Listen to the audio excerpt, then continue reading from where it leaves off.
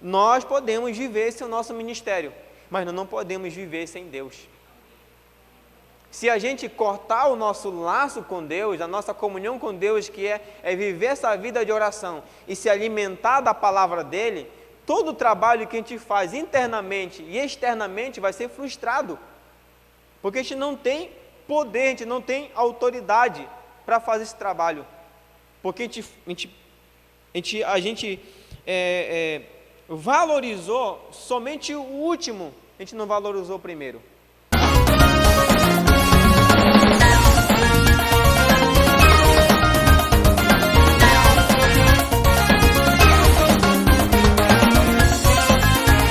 Hoje é o estudo 3, que tem com esse tema o Evangelho do Amor. Texto, Romanos capítulo 1, do versículo 8 ao versículo 15. Tá? E o nosso tema geral é essa pergunta, né? Que evangelho é esse? A gente já respondeu no primeiro estudo que o evangelho não é o evangelho de Deus, né? No segundo estudo nós falamos sobre o evangelho de Jesus Cristo e hoje vamos falar sobre o evangelho do amor. E para fecharmos essa pergunta aqui, na próxima quarta-feira nós vamos falar sobre o evangelho da transformação, aonde vai citar o texto de Romanos capítulo 1, versículo 16, onde fala que o evangelho é o poder de Deus. Vamos ler aí Romanos capítulo 1, versículo de 8 ao versículo 10, diz assim: em primeiro lugar, dou graças ao meu Deus, por intermédio de Jesus Cristo, por todos vós, pois a vossa fé é anunciada em todo o mundo, porque Deus, a quem sirvo em meu espírito e no evangelho do seu Filho, é minha testemunha de como sempre vos menciono, pedindo constantemente em minhas orações que agora, de algum modo, pela vontade de Deus, haja boa ocasião para visitar-vos. Primeiro bloco aqui do capítulo 1, nós estamos tentando responder essa pergunta aqui: que evangelho é esse, né? Que evangelho é esse? E esse é o nosso tema geral, não é? Que evangelho é esse? Que trata-se de uma exposição do capítulo 1 da carta aos Romanos. Então, no primeiro estudo, nós ouvimos sobre o evangelho de Deus. No primeiro estudo, nós falamos sobre o evangelho de Deus, onde nós tivemos um apanhado panorâmico, né, uma introdução panorâmica da carta aos Romanos, mas esse capítulo 1, versículo 1, vai falar que o evangelho, a origem dele é em Deus, em Deus. No segundo estudo, nós falamos sobre o evangelho de Jesus, aonde Paulo vai dizer quem ele é, o que ele faz, né? Ele vai dizer que ele é servo de Jesus Cristo, ele foi chamado para ser apóstolo e foi também enviado para pregar o evangelho de Jesus, né? O evangelho de Jesus. Então ele vai dizer que o evangelho, em forma simples, é falar sobre o nascimento, morte e ressurreição e a segunda vinda de Jesus, na segunda vinda de Jesus, né? Então, hoje nós vamos falar sobre o terceiro estudo, falando sobre o evangelho do amor, falando do capítulo 1, do versículo 8 ao versículo 15, Então, vamos lá para o nosso estudo aqui.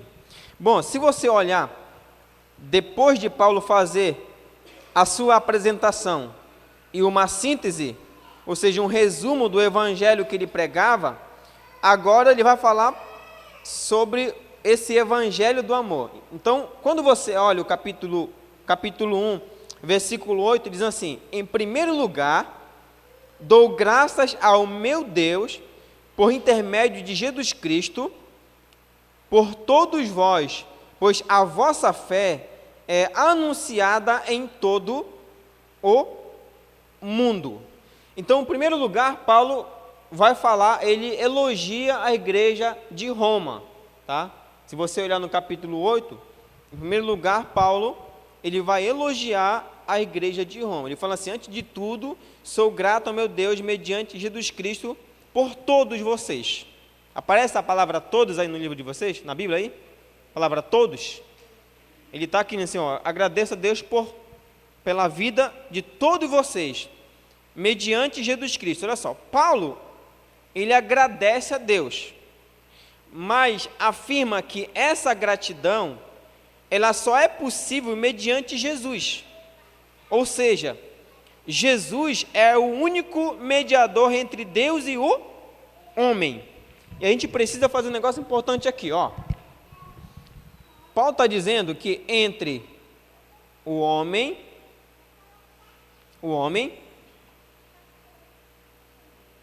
e Deus tem que ter alguém que liga essas duas pessoas. E essa pessoa que liga é Jesus. Olha que interessante.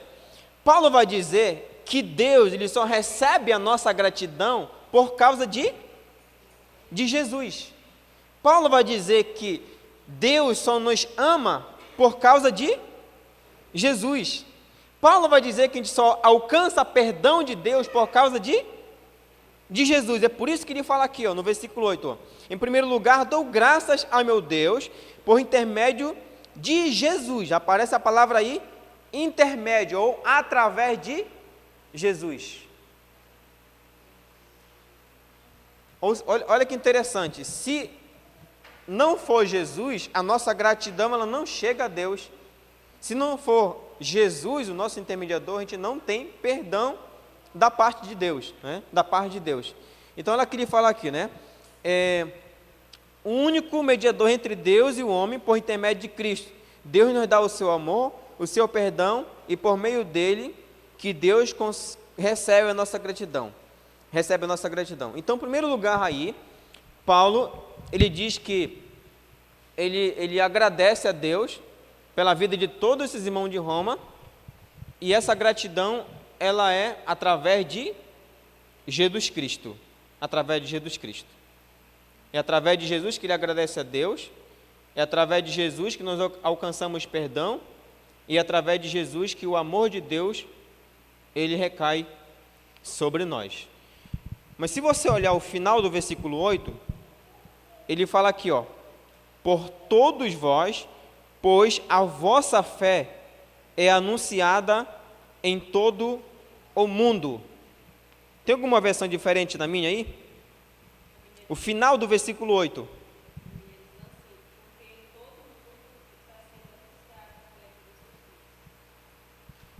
O que vocês entendem no final desse versículo 8? Eu queria que a gente pensasse um pouco sobre esse final desse versículo 8 aí.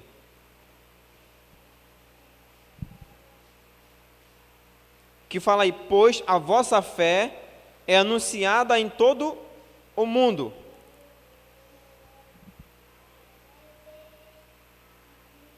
E esse é o elogio de Paulo. Paulo está elogiando essa igreja porque o progresso e a fidelidade de Deus estava sendo comentada em todo o mundo.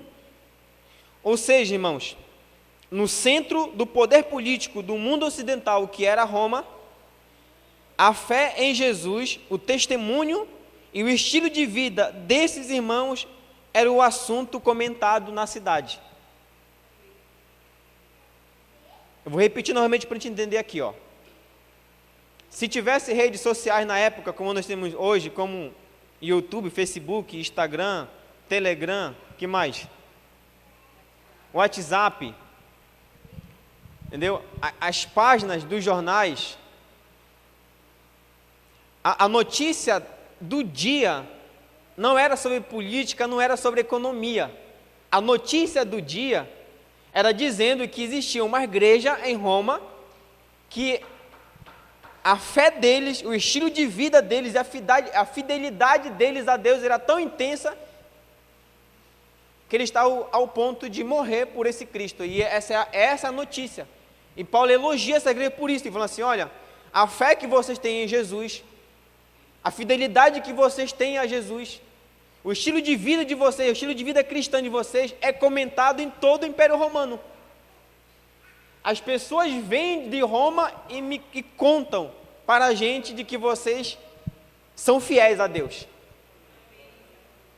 Esse texto, quando eu estava lendo esse texto aqui, esse texto me chamou muito atenção. Muita atenção. Por quê? Porque aí, esse texto aqui faz a gente fazer uma pergunta a nós mesmos. A pergunta é: o que as pessoas falam de mim como cristão? O que as pessoas falam de mim como igreja? Porque Paulo está dizendo que a fé desses irmãos em Jesus é o assunto do dia. A fidelidade que eles têm a Deus é o assunto do dia. O testemunho deles é o assunto do dia. Aí vem essa pergunta para a gente: o que os nossos vizinhos falam de nós? O que os nossos amigos lá do trabalho falam a nosso respeito como a nossa vida cristã? O que as pessoas falam da minha base? Não vamos pegar assim uma forma coletiva, né? Mas vamos tentar pegar assim para nós aqui. O que as pessoas falam de mim? Será que elas falam de mim que eu sou fiel a Deus? Será que elas falam de mim, de que o meu estilo de vida, ele condiz com o que a Bíblia diz? Será que a minha fé, ela causa impacto na vida dessas pessoas? As pessoas viram mudança na minha vida depois que eu aceitei a Jesus? Essas perguntas que faz a gente refletir aqui, nessa parte do versículo 8. Então, em primeiro lugar, Paulo, ele agradece a Deus através de Jesus Cristo por todos, e dentro desse versículo 8, ele vai elogiar essa igreja em Roma, porque a fé deles, o testemunho deles, o estilo de vida deles, está sendo comentado em todo o Império Romano. Em todo o Império Romano. Tá? Esse é o versículo 8. Versículo 9 e versículo 10. Diz assim: porque Deus, a quem sirvo, em meu espírito, no evangelho do seu Filho, é minha testemunha de como sempre vos menciono, pedindo constantemente em minhas orações, que agora, eu quero que vocês prestem atenção aí nessa frase que está aqui, ó, de algum modo, não tem uma vírgula aí? Tem uma vírgula, né? De algum modo, vírgula. Como é que está na versão de vocês aí? Como? Em algum tempo? Em algum tempo, né? Pela vontade de Deus, haja boa ocasião para visitar-vos. Então, seguindo aqui o raciocínio de Paulo, em segundo lugar, Paulo, ele ora pela igreja de Roma, tá? Aí uma coisa puxa a outra. Uma coisa puxa a outra. Se a fé dessas pessoas, o estilo de vida deles, o testemunho deles está sendo comentado em todo o Império Romano, Paulo ele fala assim: agora eu tenho que orar mais intensamente por essa igreja. Eu tenho que orar mais por essa igreja, porque eles precisam manter esse testemunho. Aí Paulo, ele vai, como eu falei para você, né? Uma vez que a luz dos cristãos romanos estava brilhando diante dos homens, Paulo sentia-se compelido a orar por eles incessantemente. Irmãos, eu quero assim fazer abrir um parêntese aqui, para a gente refletir, porque eu sei que isso aqui não está escrito aqui, mas isso aqui vem na nossa mente para a gente refletir. Depois a gente vai ver que a igreja, ela não é um lugar de julgamento, a igreja é um lugar de acolhimento, a igreja é um lugar de fortalecimento. Olha só, a luz dessas pessoas, ela está brilhando nas trevas, eles estão sendo vistos. Só que muitas das vezes, dentro da própria igreja mesmo, quando alguém se destaca, quando alguém quer fazer algo, tem outra pessoa que vai lá para derrubar. Vocês entendem o que eu estou falando? Ao invés de a gente ir lá para derrubar, a gente tem que orar mais por essa pessoa. É isso que Paulo nos ensina. E falando assim: olha, já que a luz desse teu irmão está brilhando, já que ele está fazendo um trabalho, já que ele está se dispondo a fazer, e está sendo uma luz no meio das trevas, então ora por ele, para que ele permaneça dessa forma. Mas muitas das vezes não vamos lá, nós queremos cortar as asinhas desse irmão, porque às vezes nós se enciumamos dele. Paulo, ele diz que ele ora por essa igreja, e ele vai dizer ainda mais. Ele diz que Deus é a sua testemunha da constância de suas orações. E também ele vai dizer que Deus conhece as suas orações. Deus conhece as orações, né? No versículo 10, ele diz assim: minhas orações, e peço que agora, finalmente, pela vontade de Deus, me seja aberto o caminho para que eu possa visitá-los. Paulo, muitas das vezes, irmãos, ele orou pedindo que Deus levasse ele seguro para Roma. Sabe como é que Paulo chega em Roma? Paulo chega preso. Depois de ser chicoteado, passar por naufrágio, ser mordido por cobra, e aí eles prendem Paulo, e Paulo chega, é claro que chegou em segurança, né? Mas chegou preso em Roma. Chegou preso em Roma.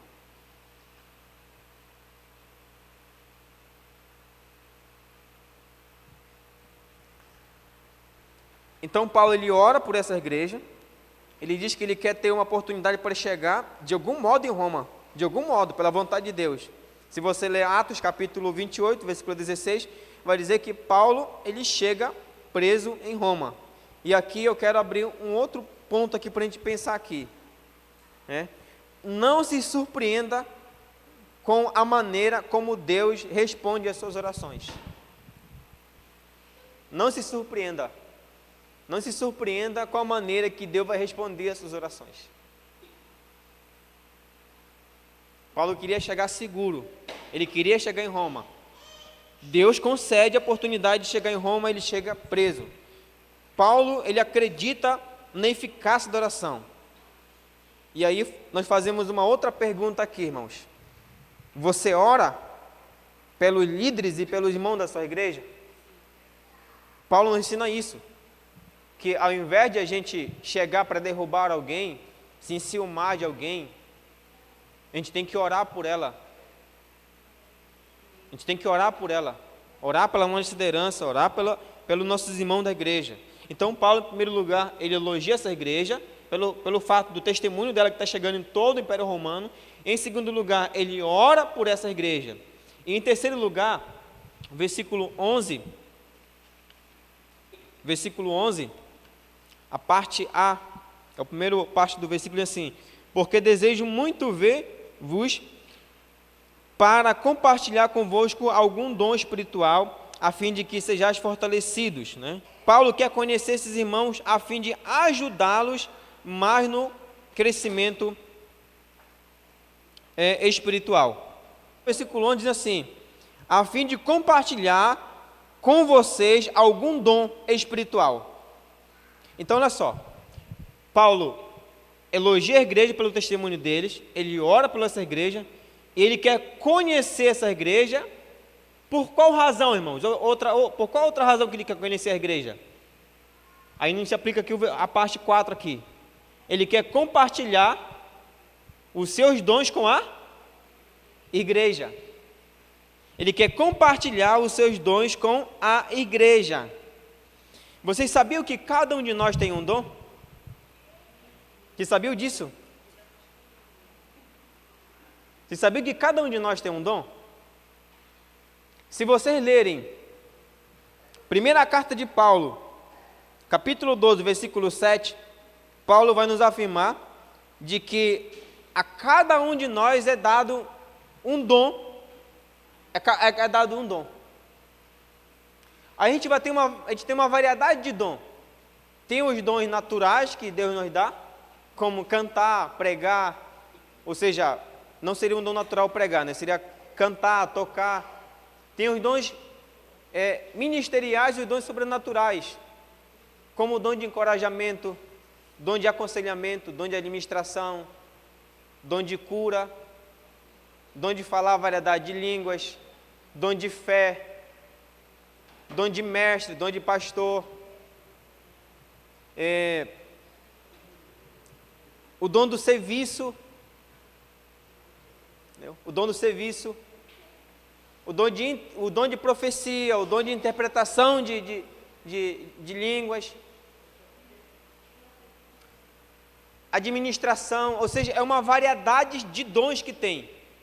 Aí Paulo falando assim, olha, eu quero conhecer vocês para que eu possa compartilhar com vocês os meus dons. Os meus dons. E aí eu pergunto para você aqui, para nós refletirmos aqui, qual é o dom que você tem?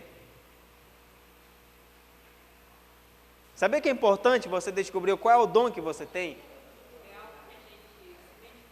É algo que você se identifica mais, aquilo que você mais faz na igreja, aquilo que dentro do seu coração grita assim, não, eu gosto de fazer isso aqui. Entendeu? Esse é o dom. E você vai ver que o dom, eles se complementam. Eles se complementam. Por que eles se complementam? Porque aí tem a pessoa que tem o dom de evangelizar. É aquela pessoa que tem aquela coragem de bater na porta de alguém, convidar para o culto, entregar um folheto, apresentar um estudo. Ele tem uma facilidade muito grande. Aí ele consegue a pessoa. Só que quando ele traz para a igreja, essa pessoa vai precisar daquele que tem o dom do ensino, para ensinar, para discipular essa pessoa. Só que no decorrer da vida cristã, essa pessoa ela vai ter as suas necessidades físicas e as suas necessidades espirituais. Aí vai entrar o dom do serviço, aquela pessoa que vai ajudar ali com a cesta básica, que vai ajudar com o valor em dinheiro. Outros momentos, essa pessoa vai estar agoniada, querendo compartilhar com alguém um segredo, um pecado, querendo conversar com alguém. Aí vai ter a pessoa lá com o dom do aconselhamento, que vai ouvir ela. Ainda tem o dom da sabedoria, da pessoa que tem a palavra sábia, aquela que ouve, e no final da conversa ela fala uma só palavra. Dom da sabedoria. É por isso que Paulo ele quer conhecer essa igreja, para compartilhar os dons que ele tem com essa igreja. Tá? E ele vai dizer ainda, e aí eu fazendo a pergunta aqui, né? Qual é o dom que você tem, né? Como você tem usado esse dom? Como você tem usado esse dom?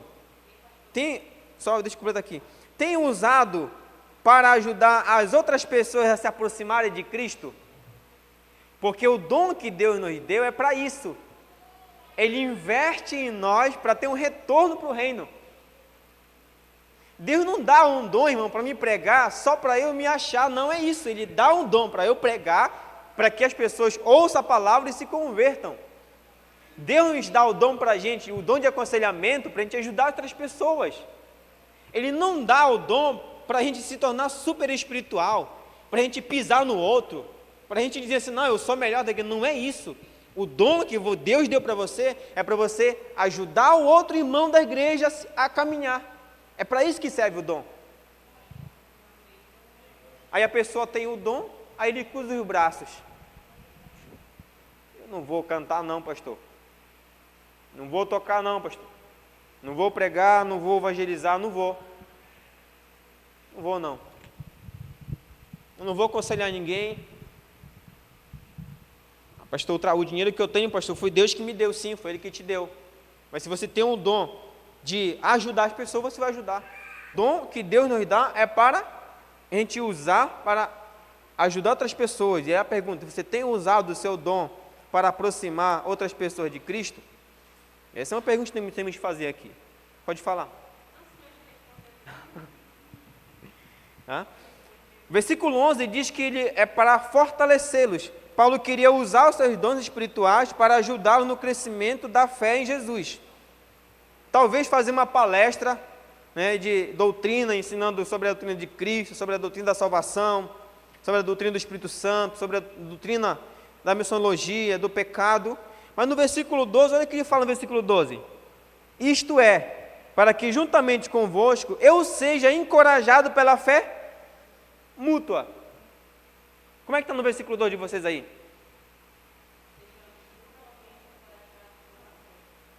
Olha, Paulo falando assim, olha, eu tenho dons aqui, que eles são eles vão contribuir para o fortalecimento da fé de vocês. Mas ele fala assim, eu sei também que vocês têm dons que podem me ajudar na minha vida cristã. Isso aqui é fantástico, sabe por quê? Isso aqui bateu muito no meu coração, porque às vezes a gente pensa, irmãos, que pelo fato de nós temos um dom, às vezes pelo fato de nós sermos pastores, diáconos, presbíteros, pelo fato de a gente ser um líder da igreja, a gente pensa que a gente não precisa do conselho do simples irmão da igreja. Que a gente não precisa da oração do simples irmão da igreja, mas Paulo fala assim, Paulo como um mestre, como apóstolo, como pastor da igreja, ele falou assim, olha, vocês têm dons que vão servir para fortalecer minha fé. Vocês têm muita coisa a me ensinar. Sabe, às vezes a gente não tem humildade no coração de ouvir alguém, de aprender um com os outros. A gente quer às vezes vomitar o conhecimento que a gente quer amassar o outro, né? Mas não, Paulo fala assim, não, eu vou ensinar o que eu tenho, que Deus me deu, vou compartilhar com vocês, e o que Deus deu para vocês, eu quero que vocês compartilhem comigo, porque isso vai ser benéfico para a minha vida cristã. Paulo, ele tem a humildade, ele tem aqui a humildade, né, de aceitar a ajuda da igreja de Roma, Em sexto lugar, ele deseja colher frutos na igreja de Roma. Versículo 13 diz assim, irmãos, não quero que ignoreis que muitas vezes planejei visitar-vos, mas até agora tenho sido impedido, para conseguir algum fruto entre vós, como também entre os demais gentios, O propósito de Paulo, um dos propósitos de Paulo, conhecer essa igreja em Roma, era porque Paulo ele via Roma como um campo fértil para a pregação, e Paulo queria ganhar mais pessoas para o reino de Deus em Roma. Paulo, a chama do Espírito dentro do seu coração para ganhar alma para Cristo, ele fala assim, eu quero chegar em Roma, porque eu quero colher frutos entre vocês, e esse fruto aqui, ele disse, eu quero pregar o evangelho com vocês, para que mais pessoas aceitem Jesus em Roma. Esse um dos objetivos de Paulo. E aí ele fecha o versículo 14, versículo 15, diz assim, sou devedor tanto a gregos como a bárbaros, tanto a sábios como a ignorantes, de modo que, no que depender de mim, estou pronto para anunciar o evangelho também a vós que estáis em Roma. Paulo se considera um devedor. Eu estava estudando essa última parte desse capítulo aqui hoje, e eu estava ouvindo uma música, e confesso para vocês que me deu vontade muito de chorar nesse momento aqui, porque a pergunta que Paulo faz aqui é o seguinte, ele fala assim, é como se fala assim, você lembra quem você era, o que Cristo fez por você?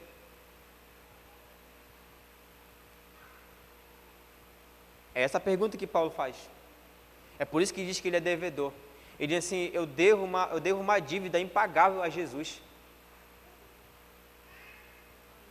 Eu devo uma dívida impagável a Jesus.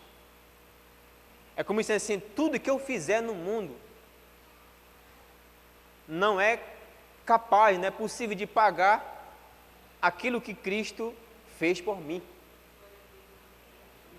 Paulo está dizendo assim, ó, Cristo me libertou. Que a ideia que Paulo fala aqui é o seguinte, Paulo compreendeu o que Cristo tinha feito por ele, e por isso se considerava um devedor. Paulo compreendeu que tem cura para o pecado, e que tem livramento do inferno, e que tem salvação eterna. E quando Paulo ele olha para Roma, quando ele olha para as pessoas, ele vê os gregos, ele vê os bárbaros, ele vê os gentios, os sábios, ele vê os ignorantes sem Cristo. Ele fala assim, isso aqui é arriscado. Eu quero que vocês parem para pensar comigo, importante aqui, assim, para de pensar aqui. Você já parou para pensar, assim, sinceramente, assim, do fundo do seu coração, o que Cristo já fez por você? Em primeiro lugar, morrer para que você seja salvo. Em segundo lugar, quantas vezes Jesus já livrou você de uma enfermidade? Quantas vezes Jesus já não deixou que a sua família seja destruída? Quantas vezes Jesus já não permitiu que você se perdesse de vez? É por isso que Paulo inicia o capítulo 8 dizendo assim: eu agradeço a Deus pela vida de vocês, por intermédio de Jesus. Aí você para pensar na vida, quem você era antes? Você nasceu já sentenciado a morrer, pecador. Você para analisar a sua vida, se onde você estaria hoje se você não tivesse encontrado Cristo? Como seria a sua vida? Como seria a sua família? Mas ele vai assim: mas eu tenho uma razão para agradecer a Deus. Eu tenho uma razão para eu pregar o evangelho para o sábio, para o bárbaro e para o grego. A razão é Cristo. A razão é Cristo. Eu quero ir mais fundo aqui num ponto interessante aqui, ó. Você sabia que seu pai, a sua mãe, o seu irmão, o seu sobrinho, o seu filho, o seu amigo e o seu vizinho, se não aceitarem Jesus, estão destinados ao inferno? E o que a gente faz refletir é o seguinte aqui: você sabendo disso, ainda ficará calado? Eu lendo um comentário bíblico, e nesse comentário bíblico, o autor ele fala assim, que um dia ele chegou com um amigo dele, e o amigo dele falou assim para ele assim: por que você tenta impor a sua fé sobre mim? Ele fala assim: se você estivesse em um caminho, e sabendo que no final desse caminho tem um penhasco, e a ponte foi queimada, você sinalizaria para mim?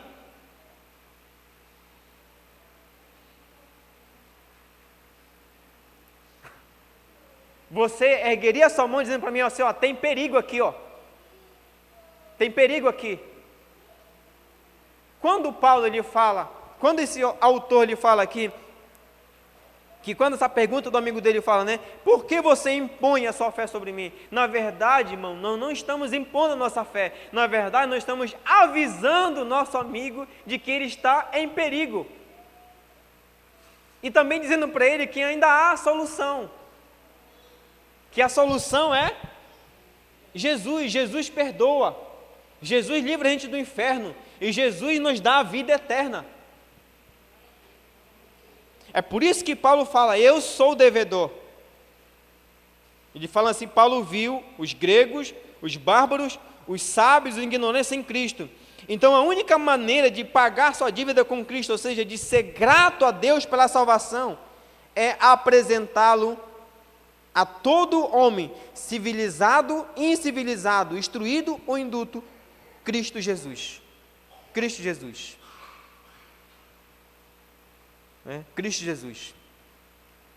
E às vezes nós pensamos que o maior ato de gratidão que nós fazemos a Deus, às vezes, é congregar, mas não é isso. O maior ato de gratidão nós fazemos a Deus é a gente falar dele para as pessoas que ainda não conhecem ele. Que não conhece ele. Isso aqui mexe com a gente, porque essa palavra também aqui, ser devedor, ou seja, é eu receber algo sem merecer, e eu tenho que compartilhar agora com alguém isso que eu recebi.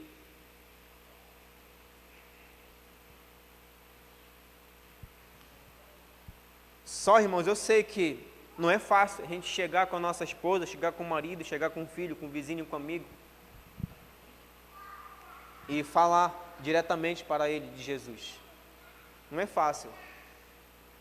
Mas a gente volta lá ao início da carta. Paulo ele foi chamado para ser apóstolo, ele foi enviado com autoridade para pregar o evangelho. A gente não está impondo a nossa fé. A gente não está impondo uma placa denominacional sobre a pessoa. A gente está falando para ela de que ela está em perigo, de que ela está caminhando por um caminho sem volta, de que se ela não se render a Jesus, ela vai morrer para todo sempre. A gente está sendo misericordioso com ela. E aí entra novamente a parte que Paulo fala de orar pela igreja. A gente não deve só orar pelas pessoas que já estão na igreja, mas devemos orar por aquelas pessoas que nós queremos alcançar também. E aí o Espírito vai fazendo o trabalho. O Espírito vai movendo o coração dessa pessoa. E aí ela vai recebendo a palavra dentro do seu coração. E no momento certo, Deus usa você. E você fala. Sabe quanto tempo a nossa esposa, o marido, o filho, o vizinho tem observado a gente? E eu sempre digo que muita gente, ele não rejeita o Evangelho. Na verdade, ele rejeita a gente. Porque eles olham para nós e a nossa vida, às vezes, não condiz com aquilo que nós falamos, ou com o que pregamos, ou com o que a Bíblia diz. É por isso que muita gente aceitava Jesus em Roma, porque a igreja, ela refletia Jesus na vida deles. É isso que a gente tem que buscar na nossa vida, né? Então Paulo, ele fala que ele é devedor de Cristo. E aí nós finalizamos aqui com uma aplicação para a nossa vida aqui como igreja, né? O que esse texto aqui de Romanos, capítulo 1, versículo de 8 ao 15, ele tem a nos ensinar, né? O que ele tem a nos ensinar? Em primeiro lugar, o que esse texto nos ensina? Como podemos nos edificar mutuamente. Como podemos nos edificar mutuamente? Como podemos nos edificar mutuamente? Exercendo o dom que Deus nos deu. Todo cristão tem um dom dado por Deus para servir na igreja. E aí novamente pergunto, né? Qual é o seu dom? O que Deus te deu para promover a edificação na igreja? É cantar? Então cante. É ensinar? Então ensine. É servir? Então sirva. Faça isso, pois a igreja é lugar de edificação mútua. Quando eu canto, quando eu prego, quando eu oro, quando eu sirvo alguém está sendo edificado.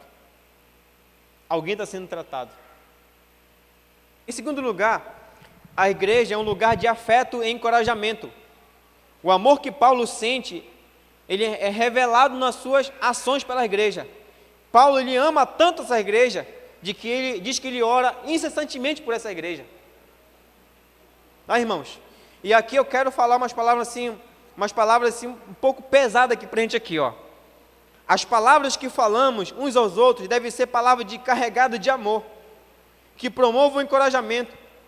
Paulo está ensinando que o nosso dever é demonstrar afeto um pelos outros e sempre nos encorajarmos com palavras espirituais. A igreja não é lugar para estarmos medindo o cabelo um do outro. Você sabia disso? Às vezes a gente vem para a igreja somente para reparar as pessoas, o corte do cabelo, a roupa que está vestindo. O que mais a gente pode citar aqui?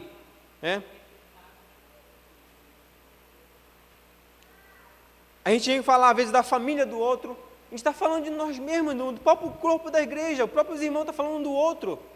E Paulo está dizendo que a igreja é um lugar de encorajamento, um lugar de afeto, um lugar de acolhimento. É você chegar na igreja, porque às vezes nós estamos no trabalho durante o dia e a igreja é o único lugar que nós se reunimos, que nós nos encontramos. A base é o único lugar no sábado que nós nos encontramos, mas ela não é para a gente falar mal do nosso próximo, é para a gente saber o que o nosso próximo está enfrentando e orar com ele, aconselhar ele, ajudar ele. A igreja é para isso.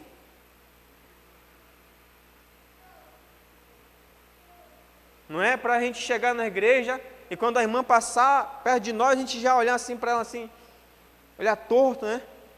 Começar a falar dela ou do irmão. Não, não é para isso, irmão. A igreja, ela é um lugar de encorajamento, um lugar para nós amarmos uns aos outros. Entendeu? Esse é um ponto importante que Paulo nos ensina aqui. Em terceiro lugar, a igreja é um lugar de colheita. A igreja é um organismo vivo. O organismo vivo cresce. Paulo tem essa expectativa com a igreja que está em Roma. A expectativa dele é de ver os frutos que a pregação do Evangelho promoveu em suas comunidades. Todo cristão que faz parte do corpo de Jesus tem a preocupação em apresentar frutos espirituais ao Senhor, pois isso que Deus espera de nós como igreja, que frutifiquemos. A igreja é um lugar de crescimento. Eu não estou falando só de crescimento de número de pessoas, mas no sentido do nosso caráter. As pessoas que chegavam a Jesus falava assim: olha, primeiramente ajeita a tua vida e depois tu vem para perto de mim. Jesus recebia as pessoas como elas estavam. Mas todas as pessoas que tiveram encontro com Jesus nunca ficaram mais como estavam. Tiveram a vida transformada, tiveram a vida mudada. E aí os frutos vão aparecendo. Não só o fruto do Espírito, mas também um fruto de pessoas. Porque aí a sua vida é um testemunho de que o Evangelho é o poder de Deus, o poder transformador, o poder que regenera. E as pessoas vão dizer assim: eu quero também servir esse Jesus. Eu quero também seguir com você essa fé cristã, porque eu sei quem você é, agora eu sei quem você é, depois de estar com Jesus. E por último aqui, quero concluir essa reflexão com essa expressão: eu sou o devedor. Devedor no sentido de compartilhar com os outros as riquezas espirituais que havia recebido. Irmãos, nós estamos daqui conscientes, nós somos devedores. Nós somos devedores. Somos devedores. A missão de pregar o Evangelho não é só minha. A missão de pregar o Evangelho não é só do presbítero, do diácono, do líder da base, do coordenador. A missão é de todos nós. Todos nós somos devedores. Todos nós temos que falar de Jesus para as pessoas, do seu jeito, lá onde você está. Seja com palavras ou sem palavras, fale de Jesus, porque você é um devedor. É a gratidão a Deus. Somos devedores do amor, né? E aí um conselho que a gente deixa aqui, né? Que tal hoje você pagar um pouco dessa dívida, né? Você não sair da igreja sem encorajar alguém, Demonstre amor, pois talvez alguém precise hoje de ouvir a mensagem de que Cristo é um Deus que perdoa, um Deus que salva, um Deus também que cura. Você sabe quantas pessoas no mundo, quantas pessoas que são seus amigos, estão precisando de uma palavra de encorajamento, uma palavra de conforto, uma palavra de ânimo. Sabe, aquelas pessoas que foram disciplinadas, que foram se afastadas da igreja por algum motivo. Tem muita gente que saiu da igreja por simples palavras. Por ouvir uma palavra, às vezes, de uma pessoa. Às vezes não ser bem recebida.